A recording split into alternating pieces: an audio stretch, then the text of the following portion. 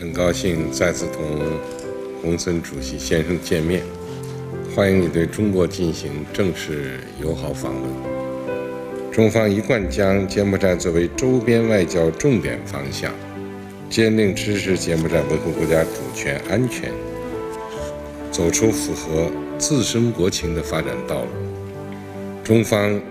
愿同柬方一道，共守和平，共谋发展，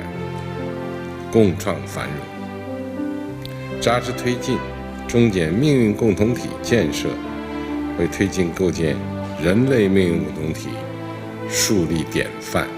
ខ្ញុំសូមអរគុណចំពោះប្រសាសន៍ស្វាគមន៍ដ៏កក់ក្ដៅនិងសូមឯកភាពខ្ពស់ចំពោះការវិតម្លៃរបស់អាដាមអំពីទំនាក់ទំនងរវាងប្រទេសយើងទាំងពីរជាមិត្តដៃថែប